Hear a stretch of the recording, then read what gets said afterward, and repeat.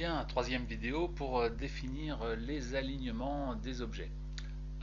Donc on va fermer ce document, on va pas l'enregistrer, on va en refaire un nouveau, exactement le même je pense. Voilà, 1772 pixels par pouce, donc on va faire OK, on va garder tout en mémoire. Et on va créer deux objets au moins pour pouvoir les aligner entre eux. Donc on va faire un carré, enfin un rectangle. Voilà, donc on va pouvoir faire ce rectangle, il sera noir, ok, et puis on va créer un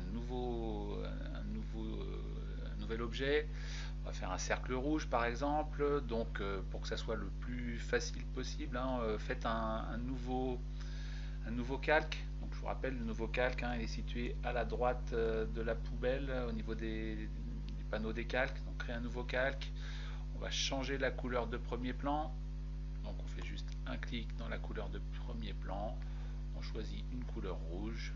On rappelle, hein, le rouge FF000. Hein, si vous voulez vraiment faire un rouge parfait. On va faire OK. Et on va choisir donc un outil ellipse.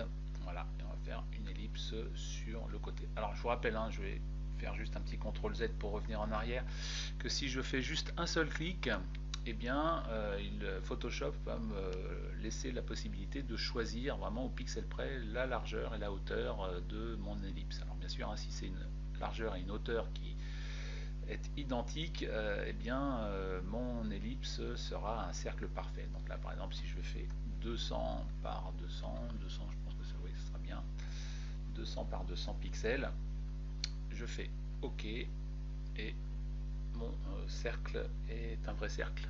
D'accord, ce n'est plus une ellipse, c'est un cercle parfait. Voilà, donc je vais prendre, donc je vais juste retirer ce panneau et je prends donc l'outil de déplacement et je vais déplacer mon ellipse. Donc en fait ce que je voudrais là par exemple, c'est que le haut de mon ellipse soit au niveau du haut de mon rectangle. Donc je déplace et vous voyez, nous avons des repères commentés qui s'affichent donc en mauve. Et j'ai bien donc ce repère qui se positionne donc tout en haut de mes deux objets pour me signifier que mes deux objets sont vraiment alignés au niveau de la partie haute. Voilà, si c'était en partie basse, eh bien je me déplace et vous voyez, voilà, j'ai mon repère qui s'affiche. Donc je relâche et là je sais que mes éléments sont vraiment très bien alignés.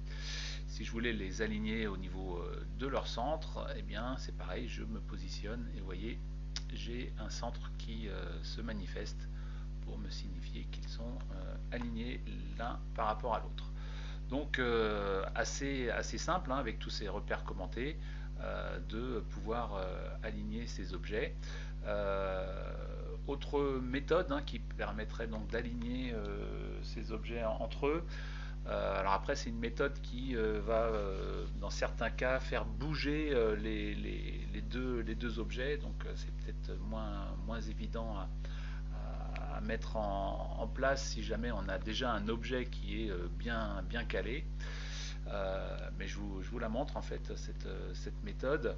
Donc cette méthode, il va falloir donc bien sûr sélectionner nos deux calques. Donc avec la touche CTRL, on va cliquer sur le deuxième calque, donc le deuxième objet, pour pouvoir les sélectionner tous les deux. Et dans la barre des propriétés, hein, de l'outil alignement, pardon, de l'outil déplacement, j'ai donc tout ce qu'il faut pour aligner mes objets entre eux. Donc hein, on retrouve ainsi un petit peu les mêmes icônes qu'on retrouve même dans le pack office, hein, pour aligner des objets des fois.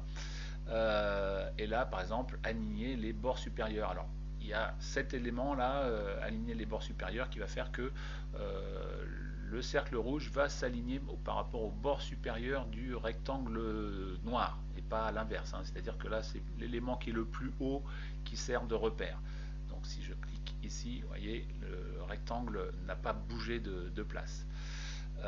Par contre là si je fais, non mais même pour celui qui est en bas, voilà, c'est le cercle qui va se déplacer. Par contre si je déplaçais, je vais sélectionner les deux bien sûr, Si je déplaçais uniquement le cercle, contrôle pour sélectionner les deux calques, et que je cherche donc à les aligner au niveau des bords inférieurs, et bien normalement c'est le rectangle noir qui va s'aligner sur le bord inférieur du cercle rouge. Voyez, donc c'est l'élément le plus bas là à ce niveau, hein, quand c'est les bords inférieurs, qui va inciter l'autre à se déplacer, et bien sûr l'inverse, hein, quand c'est les bords supérieurs en haut.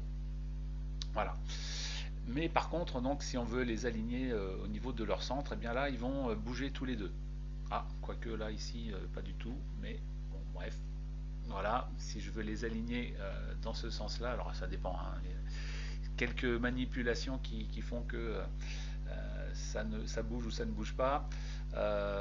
Par exemple, là, si l'ellipse avait été un petit peu plus haute, voilà, et bien, si j'avais voulu faire donc un alignement façon verticale, et bien vous voyez ce sont les deux éléments qui bougent là. C'est parce que tout à l'heure je les avais déjà alignés avec les bords inférieurs. Donc voilà, donc deux possibilités, soit je bouge les éléments l'un par rapport à l'autre, donc avec les repères commentés qui s'affichent, soit eh bien je sélectionne les deux avec la touche contrôle, les deux calques, et avec mon outil de déplacement, j'ai la possibilité d'avoir donc eh bien tous les alignements disponibles. Voilà, donc on en a fini avec les alignements. On va voir dans la prochaine vidéo le calque d'écrêtage. À tout de suite.